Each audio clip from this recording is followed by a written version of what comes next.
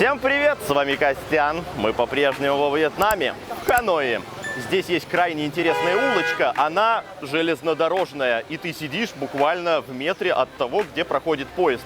Не знаю, удастся ли нам застать этот поезд, но это такая местная достопримечательность. То есть ты сидишь с каким-нибудь напитком прямо за столиком, а в 40 сантиметрах от тебя проезжает поезд. Мы прогуляемся по этой улочке, посмотрим, что у них можно перекусить. Ну а дальше мы на свободном выпасе пойдем смотреть какой-нибудь еще стритфуд. Ну вот мы и нашли какую-то кафешку, здесь засели. Здесь, по крайней мере, симпатичное местечко. Ты не сидишь прямо на дороге, то есть люди ходят, да, естественно, достаточно шумно, но еда есть, напитки имеются. Что еще нужно, как говорится? Попросим.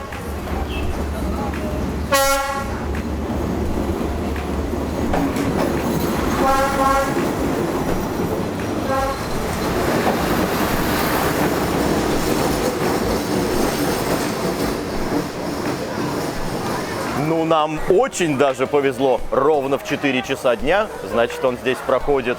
Застали еще и поезд. Вообще кайфово. Приступаем к еде. Нам уже принесли все. Заказали мы здесь совершенно непритязательные блюда, ну, потому что выбор здесь у них, как понимаете, не богат. То есть достаточно стандартное все. Здесь у нас рис, жареный с курицей, стоит 85 тысяч.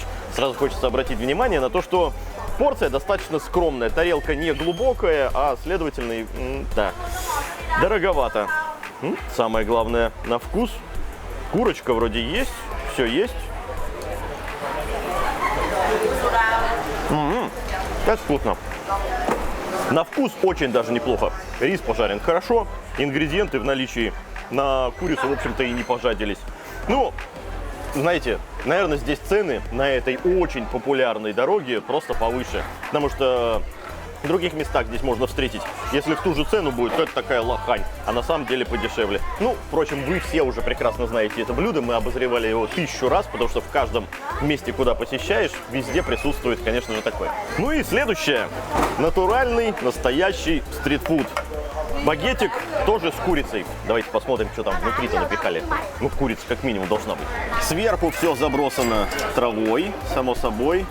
Овощи, конечно, порезаны, как говорится, на отвали. Ну, курочка есть. Это, очевидно, грудка порезанная. Ну и, кстати, не так, чтобы ее и прям мало. Вроде бы она в наличии. Окей. Жаль, никаких ни кетчупов, ни других соусов не подается. Сделаем вот так. Заценим, попробуем. Ну, тут прям огурец.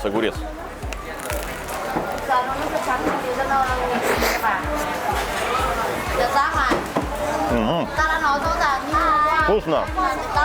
Курица хорошая, но сухо. С грибами. Еще и грибы есть.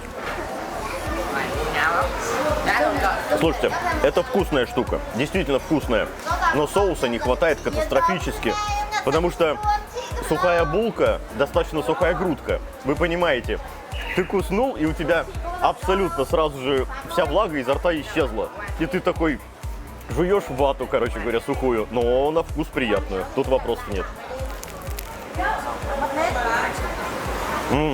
Долго задерживаться на этом месте не будем, поэтому быстренько Ромина мнение и идем далее. Роман?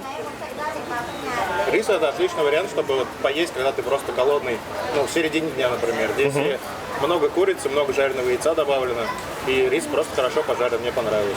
А баньмишка? И банмишка тоже отличная, с каким-нибудь кофеечком будет супер вариант.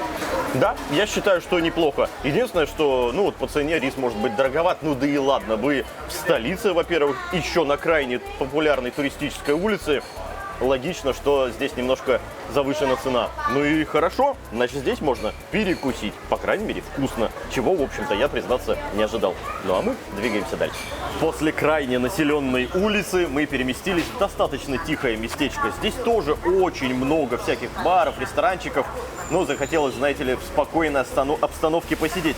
Здесь мы нашли интересные блюда. Во-первых, утка под маракуйевым соусом. Мы вроде бы где-то, когда-то что-то подобное пробовали. Но, во-первых, утка, во-вторых, маракуйя. Это вкусно. В-третьих, мы взяли блюдо еще, где готовишь себе сам. А здесь такое не часто, кстати, встречается, в отличие от Фантиета, где мы обычно. Ну, не буду что говорить, что мы заказали. Короче говоря, ценники приличные. Надеюсь, утку нам принесут первую, мы ее сразу попробуем. Она стоит 350 тысяч. Дожидаемся уточки. Первым делом нам принесли то, что мы должны готовить сами. У нас здесь говядина и курица. Этот набор стоит 500 тысяч донгов. И самое главное, нам сразу же принесли маргарин. Новую баночку. Но, вы знаете, он сразу же изначально пахнет прогорклостью. Это ужасно. И мы попытались у чувака, официанта местного, попросить, значит, принеси нам обычного растительного масла. Мы, мол, это использовать не хотим. Это было очень сложно. Он долго не понимал, что мы от него хотим. Он принес еще одну банку, типа нам мало масла и так далее. Хотя мы просто в Google переводчике перевели. Чувак, все нормально. В конечном итоге таки договорились. Принес он нам обычного растительного масла, на котором-то мы и будем жарить. Вкус этого маргарина, ну, не хочется, знаете ли. Вроде говядинка жирная, с грибами. Ну, я хочу нормально пожарить, вкусную еду сделать, а не вот это все.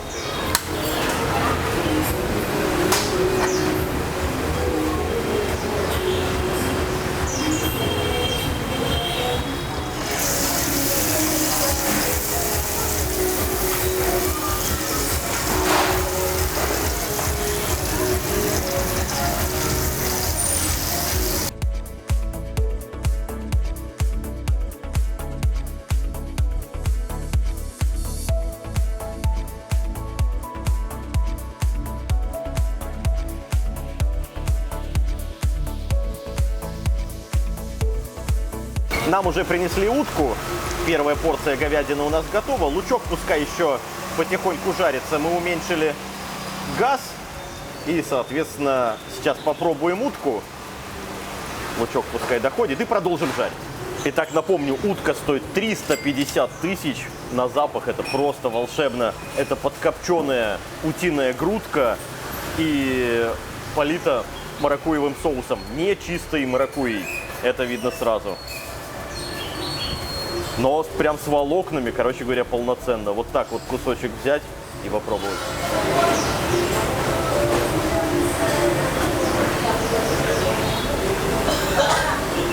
Я прям мощный такой кусок взял с кучей маракуйи.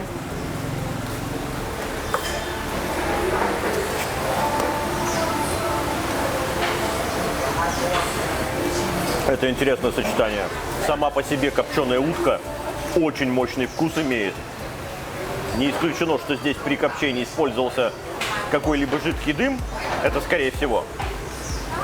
Но вы знаете, от того, что она нежная и очень мощный вкус копчения, в общем-то и без разницы, пускай там будет жидкий дым. Это очень вкусно. Порция, конечно, приличная. Здесь, ну, наверное, да. Целые две вот эти грудки нарезаны. Маракуйя – это соус, то есть она не кислая. Изначально фрукт, который маракуйя, он всегда очень кислый. Будь он спелый, будь он не спелый и так далее.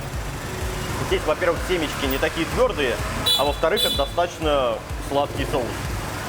А у нас пробки.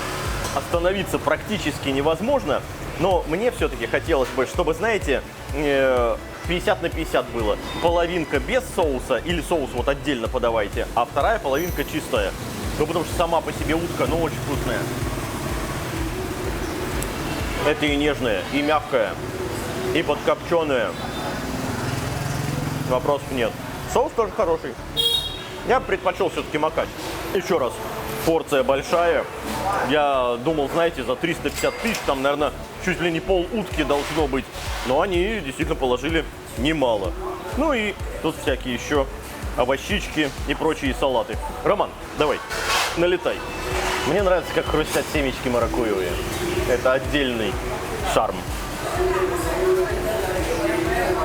Вот-вот-вот. И я про то. Остановиться сложно. Это правда. Ром, что скажешь?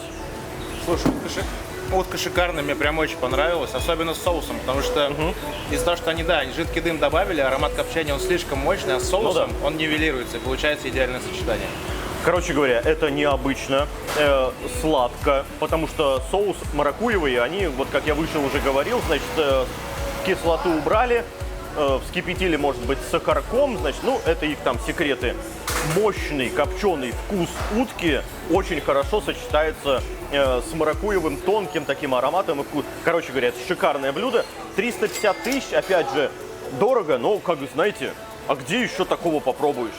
Вот оно здесь. Стоит оно столько. Захотел, попробовал. Моя рекомендация? Да, однозначно. Если бы я 10 не поставлю, я вот думаю, что бы я сделал, если бы действительно, чтобы было 10 из 10. Ну, наверное, во-первых, отдельно подавать соус, это первое, чтобы ты сам регулировал все это. Ну и, не знаю, какой-нибудь еще дополнительный соус, знаешь, чтобы больше было либо в копченую, допустим, барбекюшный какой-нибудь, да? Не, и отсутствие жидкого дыма, а обычное копчение. Ну, это сложно, Рома, это просто очень долго тогда нужно коптить. Здесь люди делают это на потоке и достаточно быстро. Но да, согласен, чтобы 10 была, нужно именно так, как Рома говорит. Короче говоря, претензий к блюду нет. Это вот такая утка. Вкусно. Давайте продолжать жарить.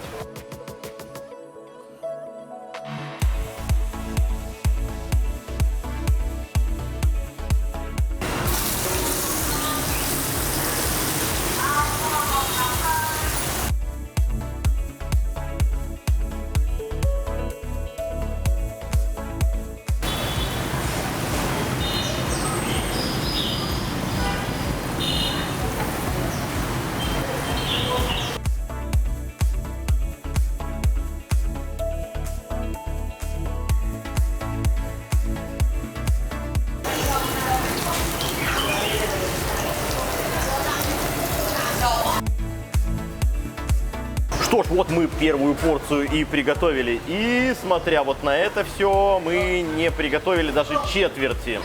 Здесь, наверное, еще мясо, ё-моё, сколько. Короче говоря, вот это одному, если съесть, то хорошо. Напомню, что это стоит 500 тысяч и написано, что это на 2 человек. А вот здесь вот порция добротная. 4 человека здесь наедятся однозначно. Ну, просто здесь еще курица, еще мясо и все прочее. А вот это, если я все съем, ну, уже хорошо. Вот с мяска и начнем. Хорошая говядина. Слава богу, без вот этого вкуса. Соус, в котором обвалено, слегка сладкий. Горячо-горячо. Но это прикольно. Я молодец, я хорошо пожарил лук. Грибочки. И грибочки тоже хороши. Бамия. Все отлично. Все свеженькое. И баклажан прекрасен. С одной стороны, абсолютно вроде бы как обычные ингредиенты. Да, соус довольно сладенький, то есть говядину ешь, она мягкая, хорошая, шикарный срез, достаточно жирная. Соответственно, овощи есть овощи, грибы, все отлично. Ну, можно было бы, может, немножко разнообразить грибы, то есть не только иноки кинуть, а еще какого-нибудь королевского устричного. Пускай их было бы поменьше, в целом ровно то же самое количество, но просто разнообразие побольше. Можно еще и так было кинуть. Отличный набор. Здесь много мяса, это объестся. Мы сейчас будем дожаривать, естественно, сырой я брать с собой не буду, мы в отеле живем, и там пожарить негде. Поэтому мы все дожарим, попросим упаковать с собой, и уже в отеле вечерком будем все это подъедать. Роман, давай, тоже пробуй, и потом начнем жарить курицу. Курицу надо тоже проверить. Жаль, что вот все под одним соусом. Нет, здесь есть дополнительные еще соусы какие-то, но это просто макать. По мне так макать не надо, они и так уже завалены здесь соусом неплохим, и вполне все хорошо. Ну, Роман, как я пожарил? Все отлично, говядину прям супер. И ты сейчас, когда рассказывал, сказал про сладость, я аж прям испугался. Ага. Но на самом деле сладости почти и нет. Это просто такой барбекюшный соус, слегка сладкий, вот в отличие от тех конфет, Ну да. где вот я ругаюсь на соус там или на вкус мяса. Здесь все отлично, отличная говядина, овощи супер, ну прям хорошо подходит ко всему. Мне все нравится. Короче говоря, вот это действительно очень неплохо. Меня радует порция. Вы посмотрите, сколько у нас еще всего осталось. А здесь вот это все внутри, там никакой зелени, ничего под низом нет. Это все мясо. Вы представляете вот эту тарелку мяса? И они это позиционируют как, ребята, на 2. Окей. Давайте курицу жарить, короче. Само собой, не забывайте, если вы уже вот что-то пожарили, остались какие-то пригаринки, смело просите сменить вам жарочную поверхность, и это делается в 5 секундочек, вот так вот. Поэтому мы попросили, у нас новое.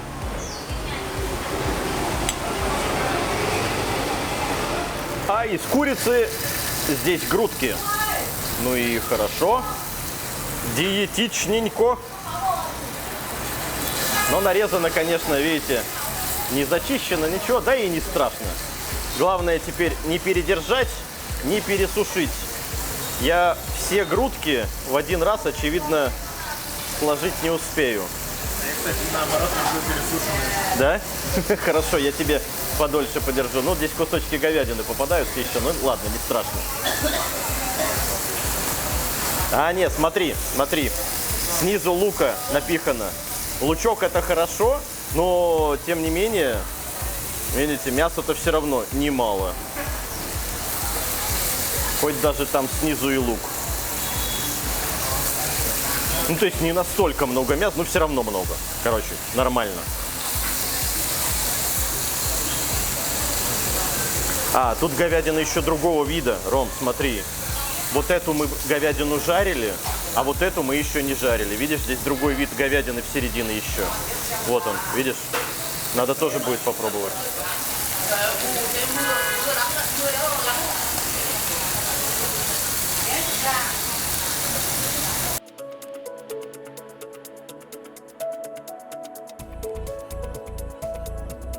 Так, для себя я считаю уже вот эту готовую грудку. Я передерживать как раз-таки не хочу. А Рома попросил несколько кусочков ему, так сказать, задержать. Ну, давай вот этот вот, считай, тоже мне готов. Вот этот, да, и этот тоже. Вот теперь готов. Иди сюда. Вот. А тут мы, ну, этот, понятно, просто подольше, а эти Рома хочет подзажарить покруче, да? И Рома принимает волевое решение, что вот это уже тоже готово. Ну да, наверное.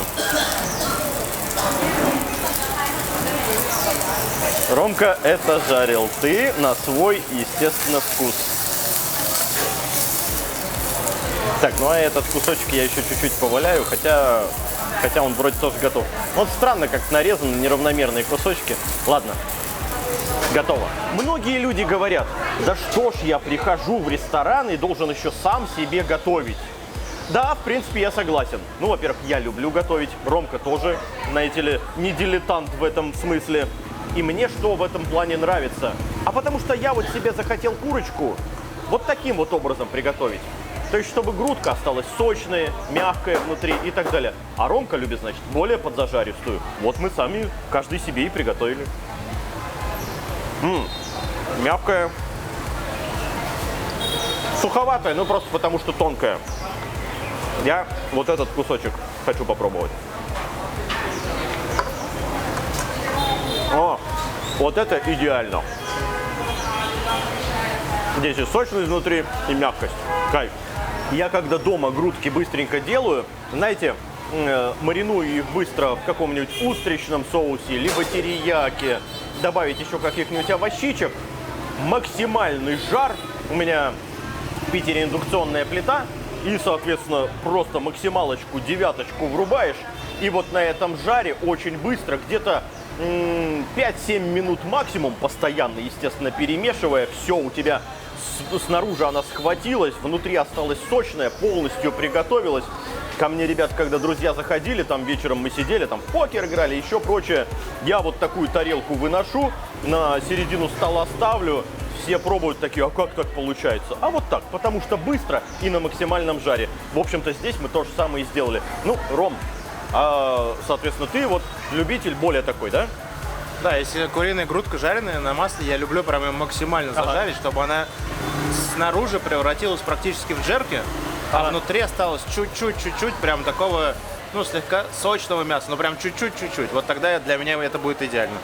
Ну, грубо говоря, поэтому нам и нравится, когда ты приходишь и сам себе здесь готовишь.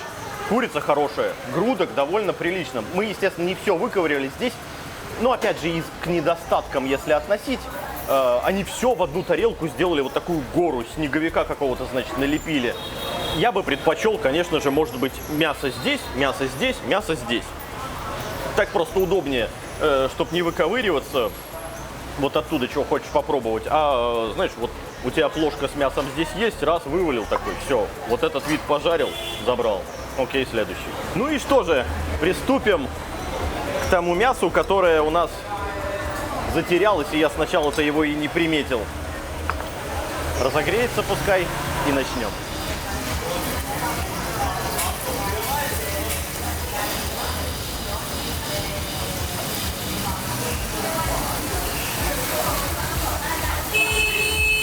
Лемонграссовый, слышишь запах? Да. Она другая.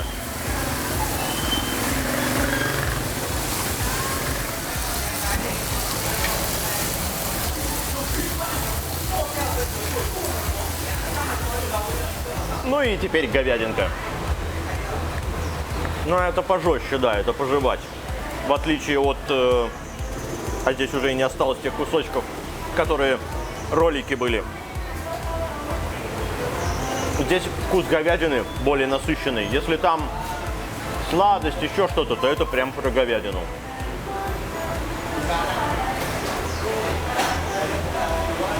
Нет, слушайте, хороший набор. Разные виды мяс. Кто-то, может быть, подумает, что вот эти вот с салом это свиная грудинка. Нет, у нас хот-pot, вот этот набор написано курица плюс говядина. Все, там никакой свинины, естественно, нет. Мне это нравится, потому что это по-разному. У меня после всего этого один вопрос. Ребят, а вы уверены, что это на двоих? Который раз я удивляюсь, потому что, ну, серьезно, вы посмотрите, сколько у нас еще мяса осталось. Мы пожарили это, с Ромкой уже... Ну, хорошо, мы еще перекусили в предыдущем месте, но здесь мяса много.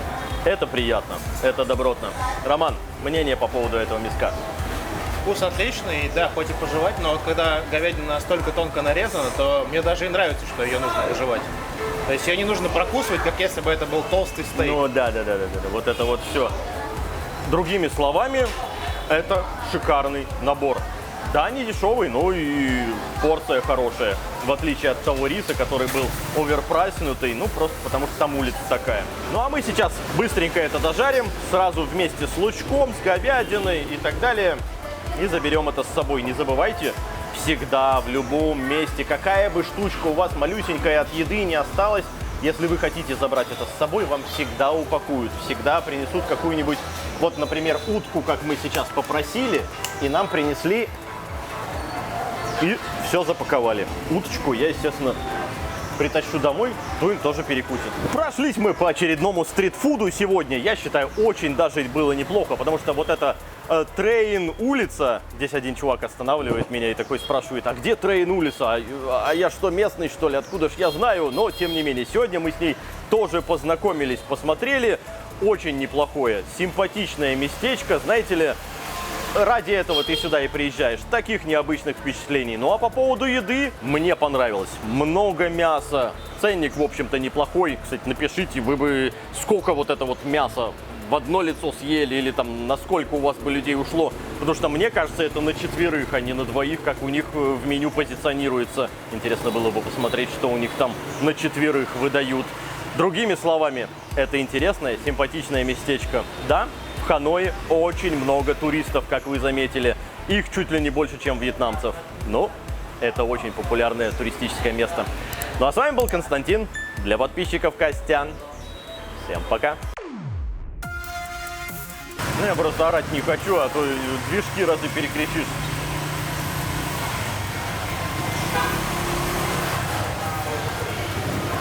Все, полили. Вами пускай чуть-чуть еще похерачат. Грибы надо достать, а то горят.